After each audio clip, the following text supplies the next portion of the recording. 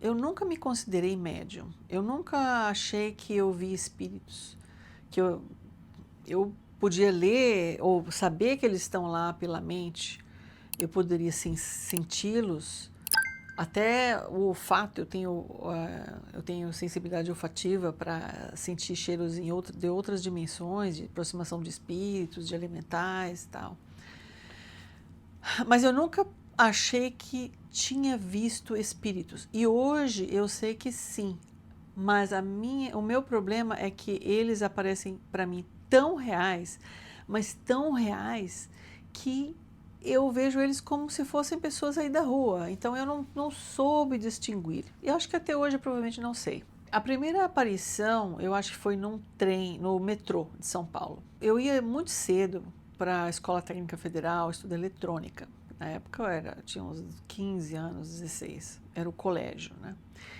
E eu levantava cedo, pegava ônibus, demorava umas 3 horas para chegar na escola todos os dias. Mas a última parte era o metrô. Era o metrô. Eu pegava o metrô ali no centro da cidade e ia embora até a Zona Norte. Então era uma boa meia hora para chegar ali na Zona Norte.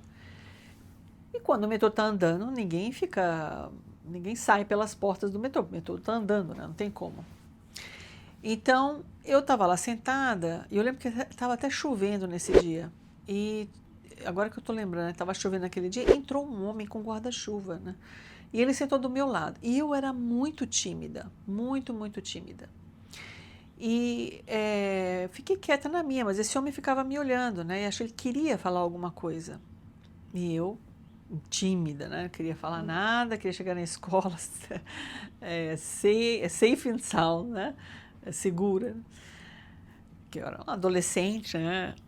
As pessoas me olhavam, morria de vergonha. Bom, enfim. Esse homem virou para mim, ele sentou do meu lado, o metrô andando. E ele virou e falou assim: Nossa, o tempo, né? Hoje tá chovendo e tal. Ele falou coisa mais ou menos assim.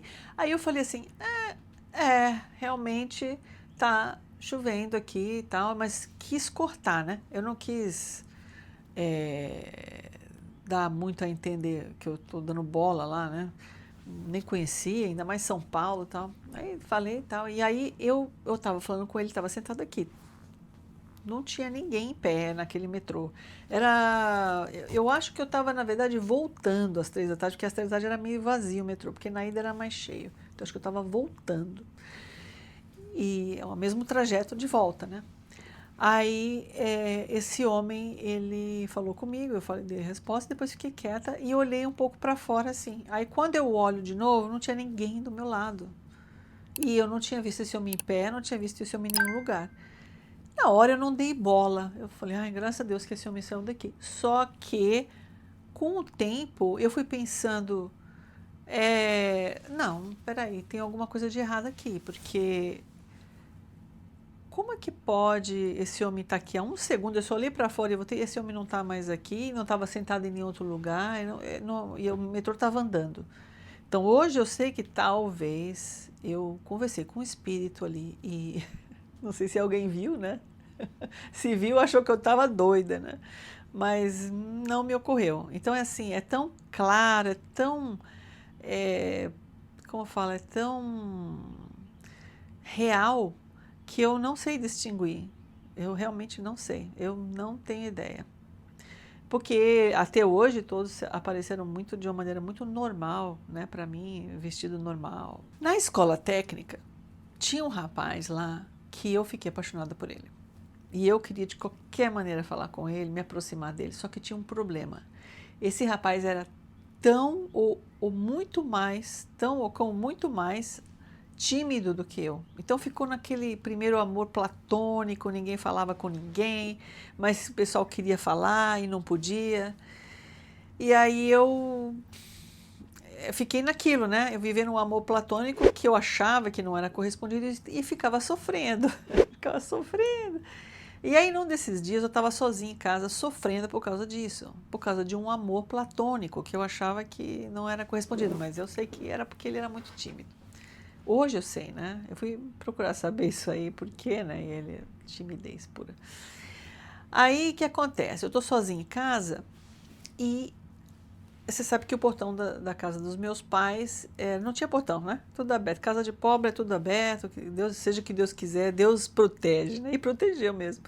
Só que a pessoa podia atravessar ali e dar de cara no vidro no vidro da sala, da janela da sala. E eu tô lá quieta lá, chorando, né? Tô lá chorando, né? Lágrimas saindo, lágrimas saindo dos olhos, né? De um amor platônico lá, bobo, né? E bobo não, porque forma as experiências da adolescência, né? E é, a pessoa vai lá e bate. Bate lá e eu atendo. Achei que era alguém pedindo pão ou dinheiro.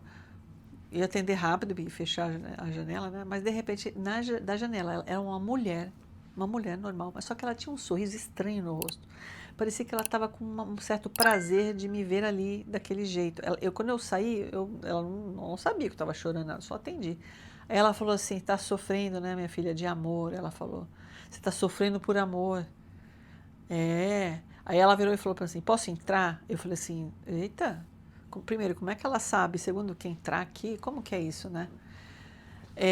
Aí eu falei assim, não, a senhora quer falar com os meus pais? Não, ela falou, não, eu queria falar com você. Eu falei, não, eu falei, só com os meus pais. E não abri a porta, porque eu fiquei com receio, né? Aquilo não era normal. Mas não pensei em nada, não. Eu falei assim, não, essa mulher quer entrar aqui sem meus pais, não. Depois eu fechei a janela. Aí quando eu fui olhar na janela de novo para ver ela indo embora, ela não estava mais ali. Tinha desaparecido. Eu vi ela saindo, andando até o portão, mas depois ela desapareceu. Aí eu pensei assim, mas como é que ela sabe? Depois fui passando os dias e eu fui pensando, como é que ela sabe que eu estava sentindo?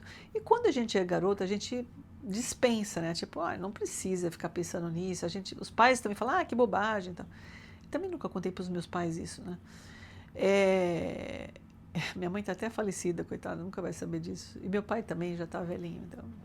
A não ser que ele escute aí no canal, eu conte essa história, ele fique sabendo. Mas era um espírito, né? Porque como é que ela ia saber o que estava passando? E segundo, queria entrar e eu não deixei. Minha intuição disse, não deixe. Não ia deixar, nem que fosse uma pessoa encarnada, né? Mas era tão real para mim como qualquer outra pessoa.